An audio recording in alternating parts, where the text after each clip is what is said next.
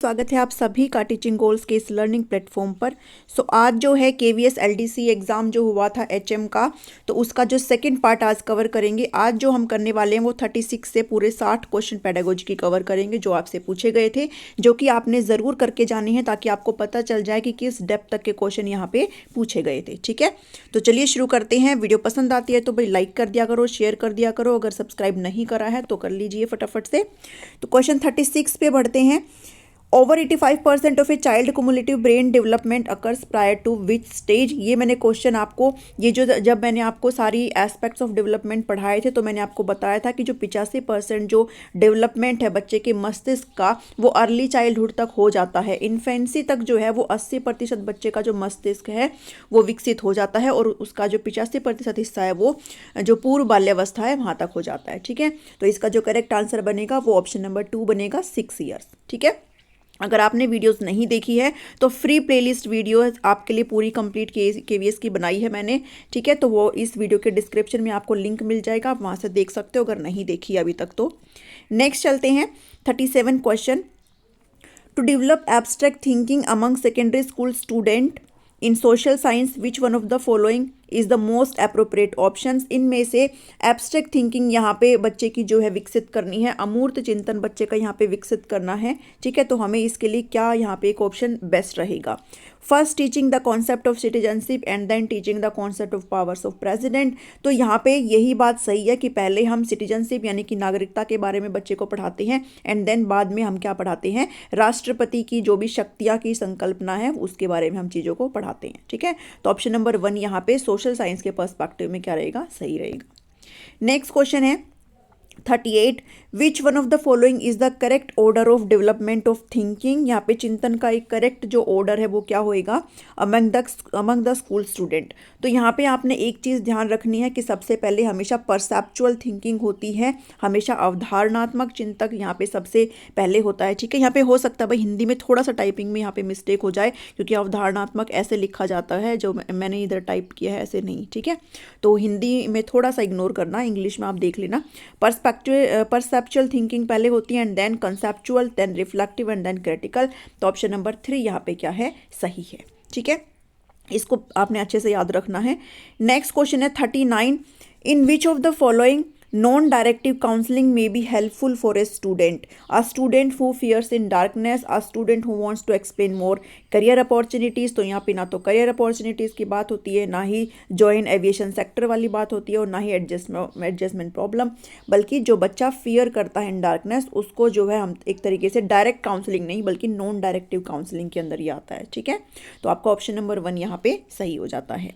Next question पे बढ़ते हैं 40 question. Achieving new and more mature relations with agements for both sexes is a developmental task। तो हम किस स्टेज के अंदर, अडोलेसेंस की जो स्टेज होती है उसके अंदर ऑपोजिट सेक्स में जो बच्चा है वो इंटरेस्ट लेना स्टार्ट कर देता है, बॉयज़ जो है वो गर्ल्स में एंड गर्ल्स जो है वो बॉयज़ में। तो यहाँ पे एक रिलेशन जो है बोथ सेक्सेस की तरफ यहाँ पे बनता है, तो यहाँ का जो करेक्ट ऑप्शन होएगा वो किशोरावस्था होएगा। ठीक है, नेक्स्ट चलते हैं। National mental health policy of India was launched in the year. तो किस साल में यहाँ पे जो है भारत की राष्ट्रीय मानसिक स्वास्थ्य नीति को प्रारंभ किया गया था। तो इसका जो करेक्ट आंसर आएगा बिना समय गवाए वो 2014 आएगा, 2014 में इसको लॉन्च किया गया था। नेक्स्ट क्वेश्चन है 42। In India the population that suffers from mental disorder is. तो भारत में जनसंख्या जो मानसिक विकारों से ग्रसित है वो है 6 से 7%। ठीक है, 6 से 7% आप याद रखेंगे। 42 का करेक्ट आंसर है ऑप्शन नंबर 1। नेक्स्ट क्वेश्चन है 43 पे चलते हैं। Based on the academic achievements of the students, a teacher divides his class into 3 category में यहाँ पे टीचर ने क्लास को डिवाइड करा है। एक है अबोव एवरेज, एक है एवरेज एंड एक है बिलो एवरेज। अब यहाँ पे टीचर जो है ग्रुप बनाता है जिसमें से एक ग्रुप के अंदर 3 बच्चे हैं जो डिफरेंट ग्रुप से है। तो यहाँ पे जो टीचर काम कर रहा है वो क्या प्रमोट करने की कोशिश कर रहा है, तो यहाँ पे जो टीचर कर रहा है वो इंक्लूजन ला रहा है क्लास के अंदर, क्योंकि हर बच्चे में इंडिविजुअल डिफरेंस होता है, हर बच्चे का IQ यहाँ पे अलग होता है। तो सभी बच्चों को यहाँ पे शामिल किया जा रहा है ग्रुप के अंदर। तो क्लास के अंदर हम लोग समावेशी शिक्षा को इंक्लूड कर रहे हैं, क्लास को समावेशी बना रहे हैं। ठीक है, तो इंक्लूजन यहाँ पे सही ऑप्शन होएगा। नेक्स्ट क्वेश्चन है 44।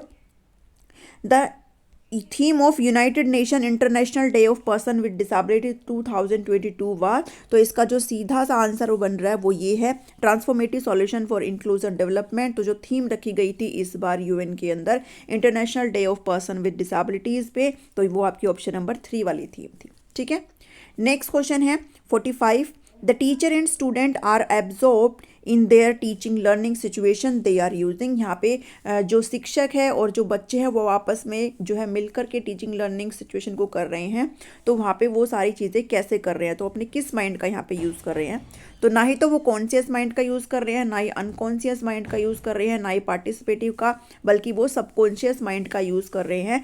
सबकॉन्शियस माइंड में आपकी सारी इन्फॉर्मेशन जो है वो रिस्टोर रहती है, चाहे आप एक्टिवली उस पर काम कर रहे हो या फिर नहीं कर रहे हो। ठीक है, तो जितनी भी आपकी सूचनाएं होती है, इन्फॉर्मेशन होती है, मेमोरीज होती है, वो सारी यहाँ पे स्टोर होती है। तो सबकॉन्शियस माइंड यहाँ पे सही आंसर आएगा। नेक्स्ट क्वेश्चन है, read the following statement about AIIMS of education. तो यहाँ पे जो एम्स ऑफ एजुकेशन है उसके बारे में आपने स्टेटमेंट को रीड करना है एंड देन बताना है कि इसमें से कौन सा जो है करेक्ट है और इनकरेक्ट है। ठीक है, आपने ये सारी चीज़ें यहाँ पे बतानी है। तो aims are concerned with purpose. देखिए एम क्या होता है ना, आपको पहले ये पता होना चाहिए। जैसे आप लोग इस केवीएस के जॉब की तैयारी कर रहे हो, तो आपकी जो जॉब है ना वो आपका क्या है, एम है। ठीक है, आपका क्या है, एम है। आप अगर अभी पढ़ाई कर रहे हो तो आपका एम क्या है, आपकी ये जॉब है। ठीक है, तो एम ये है। यहाँ पे बात आ रही है ऑब्जेक्टिव की, तो ऑब्जेक्टिव क्या है, आप जो तैयारी कर रहे हो वो आपका क्या है, ऑब्जेक्टिव है। ठीक है, तो एम्स जो होते हैं वो कंसर्न होते हैं विद पर्पस, बिल्कुल सही बात है। अगर आपके जो एम होते हैं वो किसी न किसी पर्पस के साथ जो है जुड़े हुए होते हैं, तो ये तो सही स्टेटमेंट हो गया है। Aims describe how an objective is to be achieved. ये कह रहा है कि एम बताता है कि ऑब्जेक्टिव कैसे हम अचीव करते हैं, नहीं उल्टा होता है, बल्कि हम पहले ऑब्जेक्टिव करते हैं, पहले तैयारी कर रहे हैं एंड देन बाद में हमें जॉब मिलेगी। ठीक है, तो ये स्टेटमेंट यहाँ पे सही नहीं है। Aim focus on achievement aspects of education, ये बात भी यहाँ पे गलत होती है। एम यहाँ पे अचीवमेंट एस्पेक्ट्स ऑफ एजुकेशन पे फोकस नहीं करता है। एम्स जो होता है वो डिज़ायर्ड आउटकम होता है, ये बिल्कुल सही बात होता है। लक्ष्य जो है वांछित प्रतिफल होता है, ये बिल्कुल सही बात होती है। और एम्स को मेज़र नहीं किया जा सकता, एम्स मेजरेबल नहीं होता है। तो यहाँ पे जो स्टेटमेंट 1 एंड 4 है वो सही है, 2, 3 एंड 5 यहाँ पे गलत है। ऑप्शन में हमें पूछा हुआ है कि कौन से इनकरेक्ट पूछा हुआ है, तो इनकरेक्ट है 2nd नंबर का, 3rd नंबर का एंड 5 नंबर का। सो ऑप्शन नंबर 2 यहाँ पे सही है, 2nd, 3rd एंड 5। ठीक है, ऑप्शन नंबर 2। नेक्स्ट क्वेश्चन पर चलते हैं 47। In which of the following approach of curriculum planning the interaction among human resource, physical resource and financial resource is crucial for the successful design and implementation of curriculum। तो यहाँ पे ये सारी चीज़ें curriculum से रिलेटेड है, उसके design से रिलेटेड, उसके इम्प्लीमेंटेशन से रिलेटेड। तो यहाँ पे ना तो मैनेजरियल अप्रोच है, ना ह्यूमनिस्टिक है, ये तो मानवतावादी से रिलेट करता है, बिहेवियरल व्यवहार टाइप भी नहीं है, बल्कि एक ऐसी अप्रोच है, ये एक सिस्टमैटिक अप्रोच है, एक सिस्टम अप्रोच है। ठीक है, सारी चीज़ें जो है स्टेप बाय स्टेप यहाँ पे चलती है, तो सिस्टम अप्रोच हम इसको कहेंगे। नेक्स्ट क्वेश्चन है 48। School principal is an instructional perspective focus on. School का जो एक अनुदेशात्मक परिप्रेक्ष्य में एक विद्यालय प्रधानाचार्य ध्यान केंद्रित करता है। इन्फ्लुएंस करता है school staff by appealing to the notion of right on wrong, नहीं ये गलत बात है। इन्फ्लुएंस करता है other member of school community को, नहीं ये भी नहीं है। इंक्रीजिंग द कमिटमेंट भी नहीं है, बल्कि working of teacher that will improve. यहाँ पे जो प्रिंसिपल फोकस करता है वो ये करता है कि टीचर यहाँ पे कैसे काम कर रहे हैं ताकि बच्चों की जो अचीवमेंट है वो यहाँ पे इम्प्रूव हो सके। ठीक है, तो ऑप्शन नंबर 4 यहाँ पे सही है। नेक्स्ट चीज़ है 49 क्वेश्चन है, in our school scenario consider the following. हमारे स्कूल सिनेरियो में ये सारी चीज़ें हमने कंसिडर करनी है, तो हमें आपको यहाँ पे करेक्ट ऑप्शन बताने हैं। तो सबसे पहले हम अपने ऊपर जो भी सेंटेंस है उसको अच्छे से पढ़ लेंगे। Framing of learning outcomes by the curriculum developers to syllabus. तो यहाँ पे हमें क्या बताना है कि ऑब्जेक्टिव क्या है और एम ऑफ एजुकेशन क्या है, हमें ये बताना है। ठीक है, तो ऑब्जेक्टिव क्या होते हैं, ऑब्जेक्टिव होते हैं जो आप अपने एम को पाने के लिए सारी चीज़ें करते हो, वो आपके ऑब्जेक्टिव होते हैं। ठीक है, और एम आपका जो जॉब आपने पानी है वो आपका एम है। तो यहाँ पे पहले देखेंगे ऑब्जेक्टिव क्या है और एम्स ऑफ एजुकेशन क्या है। ठीक है, सो एक एक करके देखते हैं। Framing of learning outcomes by the curriculum developers, यहाँ पर ये सारी जो चीज़ें होती हैं,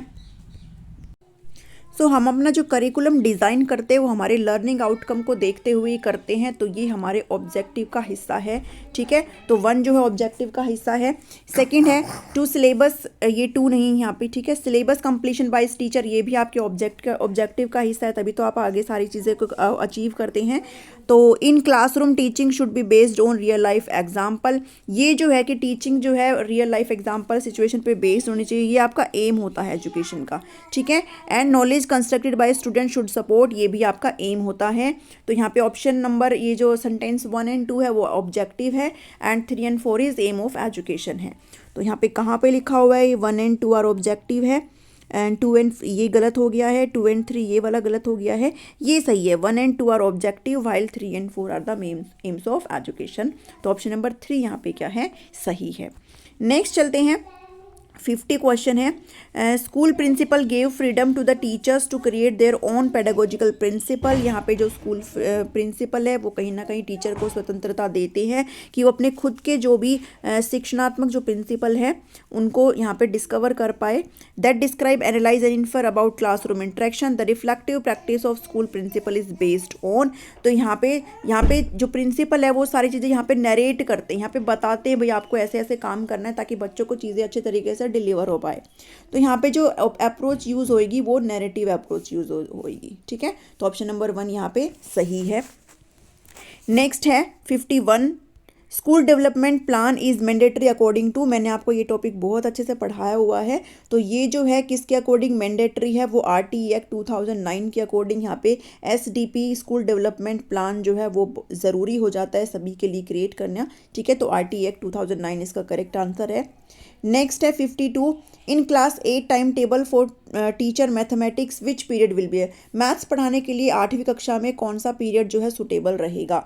तो यहाँ पे जो करेक्ट आंसर है वो आपका हो जाता है सेकंड पीरियड, ठीक है, ताकि बच्चा जो है सारे कमिंग जो भी उसके पीरियड है उसमें एनर्जी से भरा रहे, तो इसलिए यहाँ पे सेकंड पीरियड यहाँ पे सही हो जाता है।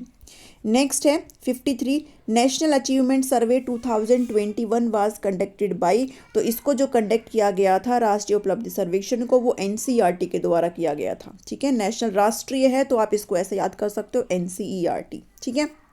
नेक्स्ट है 54, a teacher is a sage on the stage reflects teacher as a, एक अध्यापक सेज ऑन स्टेज है, मतलब जैसे ना संत टाइप है ना, ऐसी चीज़ें जो संत होते हैं वो आपको सारी चीज़ें अच्छे से बताते हैं ना, तो टीचर भी यहाँ पे as a sage on stage है, that reflect teacher as a expert explainer, यहाँ पे विशेषज्ञ रूप में व्याख्या, ठीक है। तो यहाँ पे ऑप्शन नंबर 1 यहाँ पे सही है कि टीचर जो होता है वो एक्सप्लेन करने में एक्सपर्ट होता है, जो भी चीज़ें बच्चों के सामने यहाँ पे प्रेजेंट करता है हर चीज़ों को अच्छी तरीके से प्रेजेंट करता है, तो एक्सपर्ट एक्सप्लेनर यहाँ पे जो ऑप्शन नंबर 1 है वो सही है।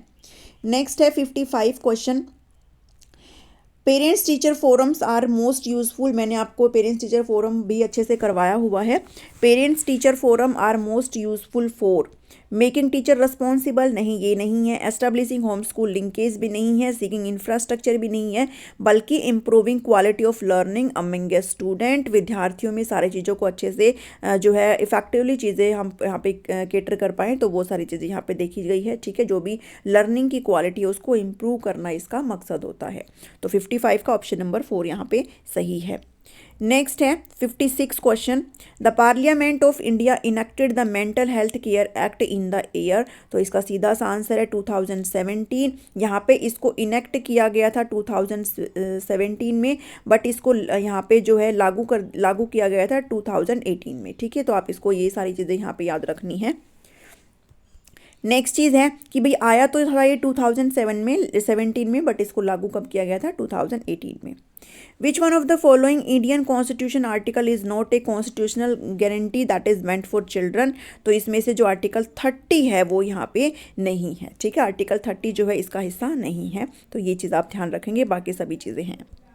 नेक्स्ट है सफल is note for which one of the following grade, अब ये जो है सफल के ऊपर ना एक सेपरेट वीडियो मैं आपको बहुत जल्दी प्रोवाइड करूंगी ताकि आपको सारी चीज़ें अच्छे से समझा दूँ, ठीक है। तो राइट नाउ अभी बस इतना समझिए कि जो सफल की फुल फॉर्म होती है वो क्या होती है, structured assessment for analysing learning, ठीक है। तो इस पे एक सेपरेट वीडियो, एक शॉर्ट वीडियो मैं आपको प्रोवाइड कर दूंगी, ठीक है। तो ये किस ग्रेड के लिए नहीं होता है, तो यहाँ पे ये जो है 6 ग्रेड के लिए नहीं होता है, ये बात आप याद रखेंगे, ठीक है। ये क्वेश्चन आया हुआ है, इसको पढ़ करके जाना। The major drawback associated with not so well performance of NEP 1968, NEP 1968 आया था, फिर 86 आया था, है ना। तो मैंने आपको NEP अच्छे से कराया है, आप देख लेना जाकर के अगर नहीं देखा है तो 1968 क्यों इतना अच्छा परफॉर्मेंस नहीं कर पाई, क्योंकि इसमें जो compulsory education for children up to the age of 14 was not highlighted, कि जो सभी जो 14 साल तक के बच्चे हैं उनको कंपल्सरी एजुकेशन दी जाए, इसको हाईलाइट नहीं किया गया था, इसलिए NEP 1968 जो है अच्छा परफॉर्मेंस नहीं कर पाई, ठीक है। तो 59 का है 4। 60 क्वेश्चन है, लास्ट क्वेश्चन है जो आपका पेडागोजी के अंदर पूछा गया था। The nodal agency for secondary education management information system SCMIS, ये सभी कौन सी है इसमें से, तो आप बताएंगे NUEP ये है, इसका फुल फॉर्म होता है national university of educational planning and administration, ठीक है। तो ये सारी चीज़ें हैं। तो ये थे आपके 60 क्वेश्चन जो आपके HM में KVS ने इस बार जनवरी में पूछे हैं। आई होप आपको यहाँ पे समझ में आ गया होगा कि क्वेश्चन आपको किस डेप्थ तक पढ़ना है, कितना आपने पढ़ना है, ठीक है। अपनी तैयारी को बेहतर बनाए रखिए, करते रहिए। मिलती हूँ नेक्स्ट वीडियो में। अब जो है कोशिश करूँगी कि टॉपिक वाइज जो है आपको क्वेश्चन आंसर्स कराऊँ, तो मुझे कमेंट कर देना कौन सा टॉपिक आपको सबसे पहले चाहिए है, ठीक है। अभी कर देना टॉपिक फटाफट से जल्दी से, ताकि मैं आपको क्वेश्चन वहाँ पे प्रिपेयर कर सकूं, ठीक है। तो कल मिलते हैं एक नए टॉपिक के साथ, क्वेश्चन आंसर्स को ही डिस्कस करेंगे और सफल का वीडियो मैं आपके सामने लेकर के आ जाऊंगी, ठीक है। मिलती हूँ नेक्स्ट वीडियो में। Thank you.